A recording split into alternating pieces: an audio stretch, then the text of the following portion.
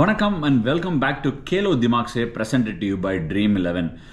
நம்ம போன மேட்ச் வந்து நல்லா பார்த்துருந்தோம். நிறைய பேர் வந்து காமெண்ட் செக்ஷனில் சொல்லியிருந்தீங்க யூஸ்ஃபுல்லாக இருந்தது, டிப்ஸ் யூஸ்ஃபுல்லாக இருந்தது அப்படின்னு சொன்னீங்க. இன்ஃபேக்ட் வந்து நம்ம நல்லா ஞாபகம் வச்சுக்க வேண்டிய ஒரு விஷயம் என்ன, Dream11 இந்த கேலோ திமாக் சே காம்படிஷனை பொறுத்த வரைக்கும்னா யார் பர்ஃபார்ம் பண்ணுறாங்க, யார் பர்ஃபார்ம் பண்ண போகிறாங்கங்கிறது ஒரு பக்கம் இருந்தாலும், இன்னொரு பக்கம் நம்ம விளையாட போகிற ஆப்பனண்ட், நமக்கு அகேன்ஸ்டாக விளையாட போகிறவங்க யாரை எடுப்பாங்க, அவங்க எல்லாரையும் எடுப்பாங்களா, அந்த எடுக்கிறதுல நம்ம ஏதாவது ஒரே ஒரு வித்தியாசத்தை பண்ணி ஜெயிக்க முடியுமா, கேப்டனோ இல்லை வைஸ் கேப்டனோ மட்டும் மாற்றினா நமக்கு ஒரு அட்வான்டேஜ் கிடைக்குமா அப்படிங்கிறத தான் யோசிச்சு விளாடணும். நிறைய பேர் வந்து அது தெரியாமல் யார் பர்ஃபார்ம் பண்ணுறாங்க அப்படிங்கிறத தேடி அலைஞ்சு ஓடுறீங்க. அதை கொஞ்சம் வந்து நீங்கள் நல்லா சிந்திச்சு பண்ணினீங்கன்னா நல்லாயிருக்கும் அப்படிங்கிறத நான் ஃபீல் பண்ணுறேன். சரி, ஓகே. இன்றைக்கி நம்ம பார்க்க போகிற மேட்ச் வந்து KKR மற்றும் PBKS பஞ்சாப் கிங்ஸ், இந்த ரெண்டு டீமும் சந்திக்க போகிற ஒரு பேட்டில். இந்த மேட்ச் எங்கே நடக்குது அப்படின்னு பார்த்தோம்னா வான்கடே ஸ்டேடியமில் நடக்குது. என்ன ட்ரெண்டாக இருந்திருக்கு அப்படின்னு பார்த்தோம்னா, பூனேயில் வந்து ராஜஸ்தான் ராயல்ஸ் நாங்கள் மேட்ச் விளையாடும் போது கொஞ்சம் சீம் ஆச்சு. ஒரு டீம் ஹை ஸ்கோர் அடிச்சு, இன்னொரு டீமால் ஹை ஸ்கோர் அடிக்க முடியல. பிராபோன் ஸ்டேடியம், மும்பை இந்தியன்ஸும் டெல்லி கேபிட்டல்ஸும் விளையாடுறாங்க. CSK மற்றும் நம்மளோட லக்னோ சூப்பர் ஜெயின்ஸும் விளையாடினாங்க. எல்லாமே ஹை ஸ்கோரிங் கேம்ஸாக இருந்திருக்கு. பிராபோனில் வான்கடையில் கொஞ்சம் டேக்கியாக இருந்திருக்கு சர்ஃபேஸ். டேக்கினா கொஞ்சம் கிராஸ் இருக்குது, கொஞ்சம் மாய்ஸ்சரோட விட்டுருக்காங்க, ஏன்னா விக்கெட் ட்ரை ஆகிடக்கூடாது அப்படின்னு சொல்லிட்டு. ஆனால் 2 மேட்சுக்கு மேலே ஒரு மாதிரி மிட்லிங் ஸ்கோராக போயிருக்கு. ஸோ அந்த கிராஸ் கொஞ்சம் வெளில வரும். கிராஸை கொஞ்சம் இன்னும் டீப்பராக கட் பண்ணுவாங்க. இந்த மேட்ச் ஒரு ஹை ஸ்கோரிங் மேட்சாக இருக்கிறதுக்கான வாய்ப்பு இருக்குது அப்படிங்கிறது என்னோட நம்பிக்கை. முகமது ஷமி ஏர்லியான விக்கெட்ஸ் எடுத்தார், உமேஷ் யாதவ் ஏர்லியான விக்கெட்ஸ் எடுத்திருக்காரு. ஸ்டில் அதுக்கு ஒரு சின்ன ஒரு வேல்யூ கொடுக்கலாம். But I have a feeling இந்த மேட்ச் ஒரு நல்ல ஹை ஸ்கோரிங் கேமாக இருக்கும் அப்படின்னு. ரெண்டு டீமுமே ஒன்று சாமானியப்பட்ட டீம் இல்லை, ஹை ஸ்கோருக்கான அத்தனை வேல்யூவும் கொடுக்கக்கூடிய டீம். என்னோட காம்பினேஷன் இன்னைக்கு என்ன அப்படின்னு பார்த்தீங்கன்னா, 4 பேட்ஸ்மென், 1 wicket-keeper, 3 ஆல்ரவுண்டர்ஸ். KKRனு வந்துட்டாலே ஆல்ரவுண்டர் எடுக்காமல் நீங்கள் டீம் பண்ண முடியாது. PBKSும் ஒன்றும் சலாச்சவங்க கிடையாது, அங்கேயும் ஆல்ரவுண்டர்ஸ் நிறைய பேர் இருக்காங்க. ஸோ ஆல்ரவுண்டர்ஸ் நம்ம பார்த்து தான் எடுக்கணும். அண்ட் 3 bowlersோட போயிருக்கேன். 4 bowlers 3 bowlersன்னு யோசித்தேன். பட் KKRல உங்களுக்கு ஏகப்பட்ட பேர் பேட்டிங்கும் ஆடி bowlingகும் போடுவாங்க. அதே மாதிரி பஞ்சாப் கிங்ஸ்லையும் அந்த மாதிரி இது இருக்குது. இப்போ யார் யார் என்னென்ன காம்பினேஷன், டீம் நியூஸ் என்ன அப்படின்னு பார்த்து தெரிஞ்சுக்கலாம். சரி, ஓகே. உங்ககிட்ட நான் சொல்லியிருந்தேன் இந்த மாதிரி காம்போ என்னவா இருக்க போகுது. ஒரு கீப்பர் ஏன்னா சாம் பில்லிங்ஸ் இருக்காரு, ஷெல்டன் ஜாக்சன் இருக்காரு, பானுகா ராஜபக்சே இருக்காரு. ஸோ இதெல்லாம் கணக்கு எடுத்து பார்த்தேன். KKRோட ஸ்பின்னர்ஸ் இருக்காங்க, சாம் பில்லிங்ஸா ராஜபக்சேன்னு யோசித்தேன். பட் ராஜபக்சேயோட போயிருக்கேன். பானுகா ராஜபக்சே போன கேம் அவுட்ஸ்டாண்டிங்காக ஆடினார். அது DY பாட்டில் ஆடிந்தார். இது KKRல 2 ஸ்பின்னர் எதிர்கொள்ள போகிறாரு. பட் ஸ்டில் ஒரு லெஃப்ட் ஹேண்டர் மேபி நல்லா ஆடுவார் அப்படிங்கிற ஒரு கணிப்பு. சாம் பில்லிங்ஸா இவரா அப்படிங்கிற ஒரு கொனண்ட்ரம் இருந்தது, என் மனசுக்குள்ளே ஒரு போராட்டம் இருந்தது. But I went with Bhanuka Rajapaksa. Bairstow விளையாடுவாரா மாட்டாரா அப்படின்னு நிறைய பேர் நீங்கள் யோசிக்கலாம். பேர்ஸ்டோ கன்ஃபார்மாக விளையாட மாட்டார்.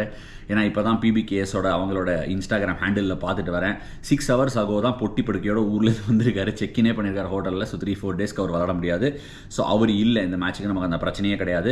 ஆனால் ஆன் அதர் நியூஸ், PBKSல ககிசோ ரபாடா ஷிகர் தவனோட டான்ஸ் ஆடி ஒரு இன்ஸ்டாகிராம் ரீல் போட்டிருக்காரு. ப்ராக்டிஸ் கூட போயிட்டாரு. ஸோ அவர் அவைலபிள் ஃபார் செலெக்ஷன். அவர் வாக்கின் பண்ணுவார். அவர் இருக்காரா இல்லையா அப்படிங்கிறத என்னோட டீமில் பார்த்து தெரிஞ்சுக்கங்க. ரைட், அடுத்து நான் போகிற காம்போ எதுன்னு பார்த்தீங்கன்னா பேட்ஸ்மேன் காம்போ. ஷிகர் தவன் வந்து ஒரு ரன் பேங்க், அவரை மிஸ் பண்ண முடியாது, எல்லாருமே எடுப்பாங்க. மற்றும் அஜிங்கியா ரஹானே, அவரையும் நான் எடுத்திருக்கேன். எதுக்காக அஜிங்கியா ரஹானே எடுத்திருக்கேன் அப்படின்னு பார்த்தீங்கன்னா, அவர் ஒரு மாதிரி அந்த போன கேம் கூட RCBயோட அவங்களுக்கு அந்த ஒரு நிரந்தரமான ஆடுறதுக்கு கொஞ்சம் தூரம் தள்ளி கொண்டு போய் ஒரு 12-13 ஓவர்ஸ் ஆடுறதுக்கு ஆள் இல்லாதனால தான் அவங்க வந்து ஒரு 150-160 அடிக்கிற இடத்துல 126 அடிச்சாங்க. ஸோ அவர் திருப்பி ஆடுவார், ஒரு ஸ்கோரை போடுவார், நான் நம்புறேன். அவரோட ஹோம் கிரவுண்ட். மயங்க் அகர்வால் எடுத்திருக்கேன். ஷிகர் தவன், மயங்க் அகர்வால் 2 பேரையும் விட முடியாது. அண்ட் ஸ்ரேயஸ் ஐயரையும் எடுத்திருக்கேன். என்னோட கேப்டன் கூட ஷிகர் தவனாக தான் எடுத்திருக்கேன். ஏன்னா அவரை தான் கேப்டனாக எல்லாருமே எடுத்திருக்காங்க. இன்ஃபேக்ட் அதை பற்றினா உங்களுக்கு ஒரு ஸ்டாட்டை கொடுக்குறேன் பாருங்கள். இந்த ஒரு கான்டெஸ்ட்டை பொறுத்த வரைக்கும் நமக்கு வந்து என்னென்ன யார் எவ்வளோ சதவீதம் எடுக்கிறாங்கங்கிறது கூட நம்மளோட இதில் வந்து அந்த லிஸ்ட்டில் கொடுத்துட்றாங்க. ஷிகர் தவனை வந்து 87.42 பீப்புள் எடுத்திருக்காங்க. அதாவது 87% மக்கள் அவரை சூஸ் பண்ணியிருக்காங்க. ஸ்ரேயஸ் ஐயரை 83% பேர் எடுத்திருக்காங்க. மயங்க் அகர்வாலை 80% ஆளுங்க எடுத்திருக்காங்க. ஸோ இவங்க 3 பேரையுமே எடுத்திருக்கேன். நிதிஷ் ராணா, அஜிங்கியா ராணேலாம் தான் எனக்கு இருந்த மற்ற பேட்டிங் ஆப்ஷன்ஸு. நிதிஷ் ராணாவா ரஹானேவான்னு யோசிச்சுட்டு ரஹானேவோட போயிருக்கேன். 55% அவர் எடுத்திருக்காங்க. அது ஒரு டிஃபரன்ஷியேட்டிங் பிக்காக இருக்கிறதுக்கான வாய்ப்பு இருக்குது. முன்னாடியே சொல்ல பானுகா ராஜபக்சே 75% ஆளுங்க எடுத்திருக்காங்க. சரி, இப்போ நம்ம அடுத்து போகிற இடம் ஆல்ரவுண்டர்ஸில் 3 பேர் எடுத்திருக்காங்க. ஆண்ட்ரே ரசல், சுனில் நாராயண் மற்றும் வெங்கடேஷ் ஐயர். வெங்கடேஷ் ஐயருக்கு ஒரு மாதிரி குவாய்ட்டாக இருந்திருக்கு இது வரைக்கும். அவருக்கு குவாய்ட்னா நான் 2 மேட்ச் தான் ஆயிருக்கு, பட் அவர் கன்ஃபார்மாக ரன் அடிப்பார், அவருக்கும் அந்த பசி இருக்கும் அப்படிங்கிற எனக்கு நம்பிக்கை இருக்குது. போலிங் கூட போட்டார் போன மேட்ச் எண்டில், ஸோ அவர் வந்து திருப்பி ப்ளே பண்ணுவார்னு தோணுது. ஸோ அதனால் வெங்கடேஷ் ஐயர் தான் என்னோட வைஸ் கேப்டன் ஆஃப் த டே கூட. மற்ற 2 பேர் Sunil Narayan and Andre Russell நான் ஆல்வேஸ் எடுப்பேன், இதில் ஒன்றும் டவுட்டே இல்லை. ஆண்ட்ரே ரசல் 60% பேர் தான் எடுத்திருக்காங்க, ஆனால் ஆர்சிபியோட பயங்கரமாக விளையாடினார். ஸோ அதை நம்ம ஞாபகம் வச்சுக்கணும். சுனில் நாராயணையும் 53% ஆளுங்க தான் எடுத்திருக்காங்க இது வரைக்கும், ரொம்ப சர்ப்ரைசிங்காக இருக்குது. வெங்கடேஷ் ஐயரை 46% எடுத்திருக்காங்க. இவங்க தான் என்னோட 3 ஆல்ரவுண்டர்ஸ். பட் ஒரு ஆல்ரவுண்டருக்கு 62% மக்கள் எடுத்திருக்காங்க. அது யாருன்னு பார்த்தோம்னா லியம் லிவிங்ஸ்டன். அவரை நான் விட்டுட்டேன், என்னோட டீமில் எடுக்கலை.